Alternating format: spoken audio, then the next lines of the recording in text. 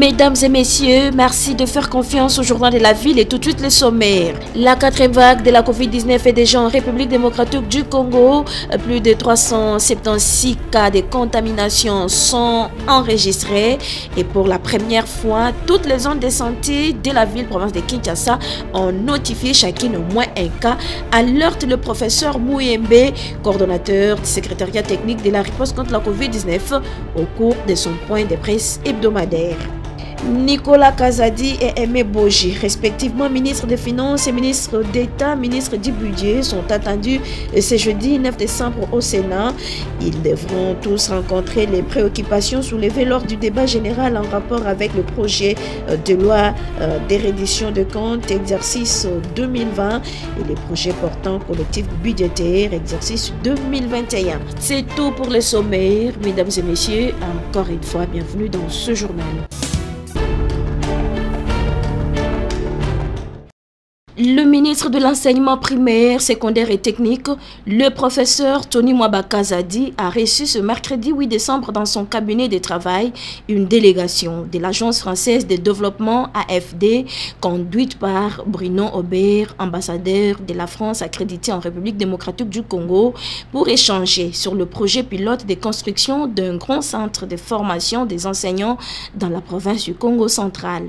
Ils ont également abordé la question de la mise à la retraite des enseignants pour une nouvelle génération des enseignants bien formés et dynamiques. Selon le DG de l'AFD, Rémi Rioux, il s'agit d'un nouveau programme sur la formation des maîtres qui s'appelle Moulakisité Lema, dont le protocole d'accord a été signé hier à la Cité de l'Union africaine entre la République démocratique du Congo et la France, en présence du chef de l'État, Félix Antoine Tshisekedi Tshilombo. On est venu ce matin voir Monsieur le ministre avec l'ambassadeur, avec un honorable député français, Bruno Fuchs, voilà, pour poursuivre la discussion au-delà même de ce programme, puisque je suis venu en République démocratique du Congo indiquer un réengagement très fort de la coopération française, reflétant l'excellence de la relation bilatérale entre nos deux pays, 500 millions sur les 4 prochaines années, avec une part évidemment significative pour cette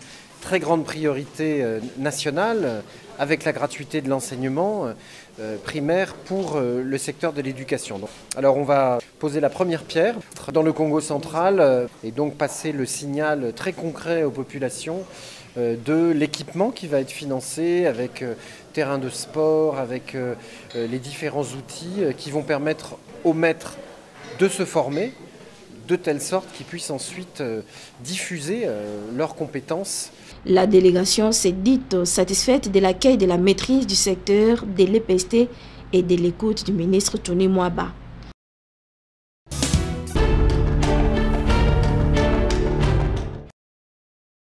La quatrième vague de la Covid-19 est déjà en République démocratique du Congo.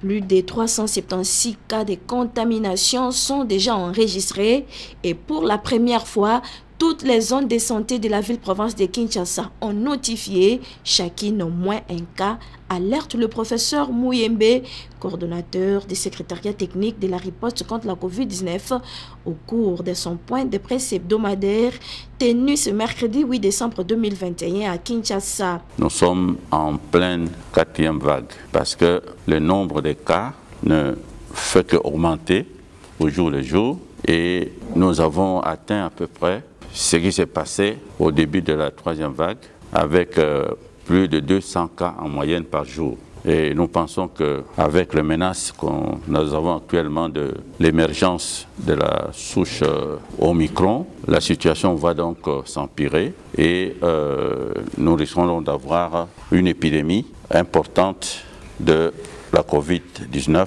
dans les jours à venir. Et le seul moyen d'éviter cette quatrième vague de la Covid-19, c'est de se faire vacciner, insiste le virologue. Il y a 2 mesures importantes qu'il faut absolument mettre en pratique et respecter.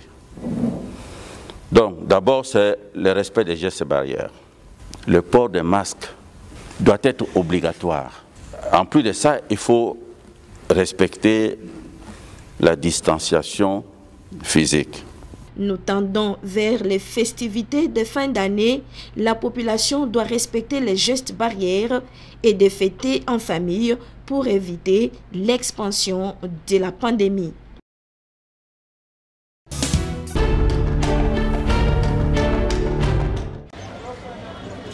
Dans le cadre de son travail sur le terrain afin de veiller à la bonne marche des structures sanitaires, l'initiateur du projet Fachi Santé et conseiller du chef de l'État en matière de santé et du bien-être, le Dr Joël Mundadi, a effectué une visite de routine le lundi 6 décembre 2021 dans la zone de santé de Matete ainsi qu'à l'hôpital général de référence de Matete. L'homme de terrain, Dr Joël Mundadi, a été bien accueilli par les médecins chefs de zone de Matete avant d'arriver à l'hôpital général de référence où une visite guidée a été dirigée par les médecins directeurs de ce grand hôpital.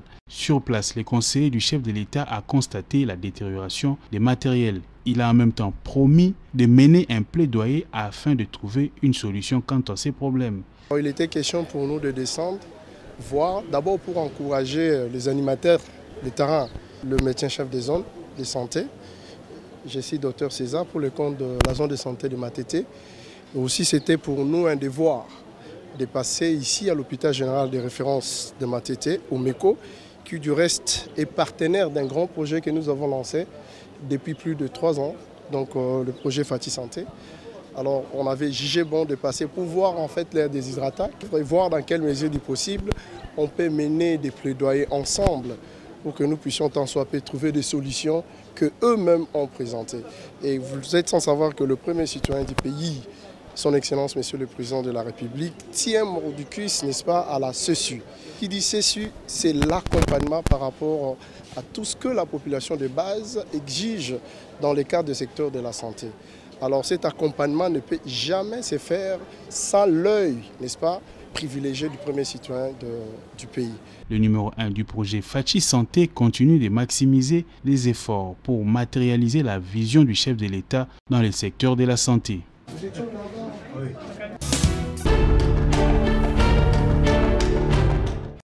Les réactions fusent de partout après la liberté provisoire accordée au président de l'Union pour la nation congolaise, Vital Kamerhe, par la Cour de cassation. Oguin Zembela, président de la dynamique Jeunes en Action, s'est dit être étonné. Également, moi aussi je suis étonné. Est-ce qu'un monsieur qui a été condamné peut recevoir la liberté provisoire? Là, je reste confus. Je prends par exemple quelqu'un qui est accusé, qui attend son jugement. Il peut bénéficier de la liberté provisoire. Un prévenu peut profiter de sa liberté provisoire. Mais et non un condamné. Kamerhe a été condamné autant d'années en prison. Comment il peut bénéficier de la liberté provisoire? Là, la justice doit expliquer au peuple congolais. Concernant la non-participation de l'ECC et la SANCO au Front patriotique, ces derniers disent de ne pas être surpris car ces fronts n'ont qu'une courte durée. J'avais déjà bien dit très bien avant, si vous vous souvenez, dans une interview qu'on a tenue avec vous, que ces mouvements-là des camps des patriotiques, c'est un mouvement mort-né qui ne va pas même prendre beaucoup de temps. Et ce mouvement a été parrainé et il a eu de l'ampleur parce qu'il y avait la couverture de l'Église catholique. Et j'étais très étonné de voir pour la première fois dans l'histoire de ce pays une église qui s'associe aux partis politiques. Notre frère Fayolo a voulu récupérer le mouvement, l'FCC a voulu récupérer le mouvement et l'Église catholique s'est retrouvée sans argument parce que si nous prenons la marche qui a eu lieu de ces mouvements-là, vous allez voir que ce n'était pas une marche de la société civile, mais c'était une marche des partis politiques.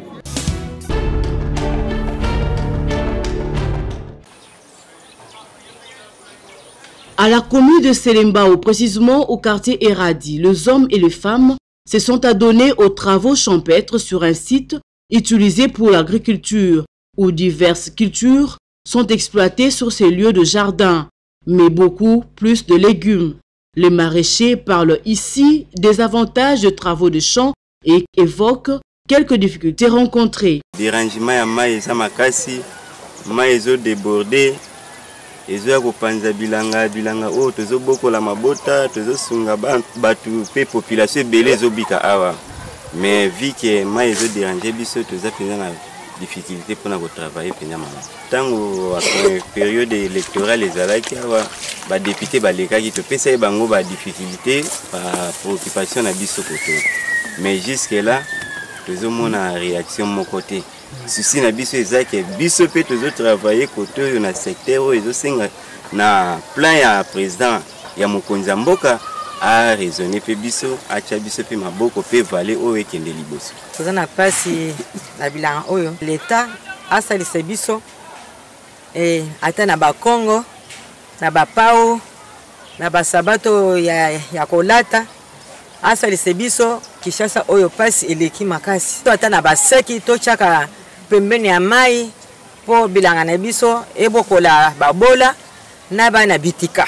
Ces personnes qui pratiquent le maraîchage appellent les personnes de bonne volonté à leur fournir de matériel aratoire pour mieux effectuer leurs travaux champêtres.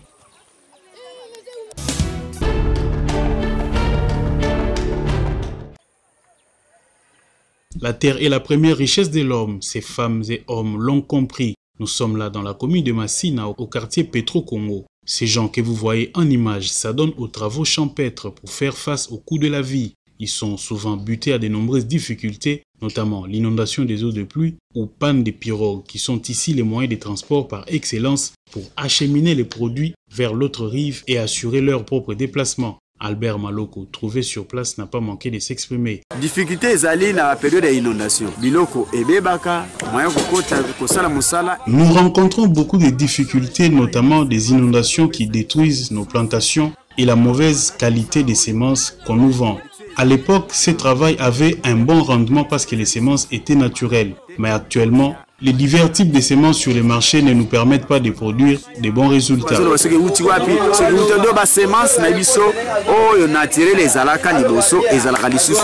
Les légumes et autres produits de première nécessité issus de ces coins de la capitale nourrissent de nombreuses familles quinoises et sont consommés dans différents marchés tels que le marché de la Liberté, celui de Matete et Gambela.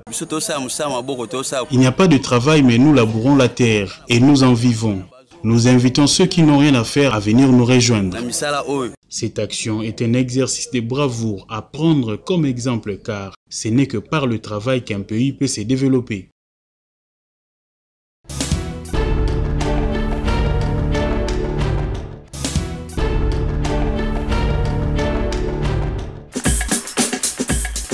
Nous sommes arrivés à la fin de ces journées de la ville, mesdames et messieurs.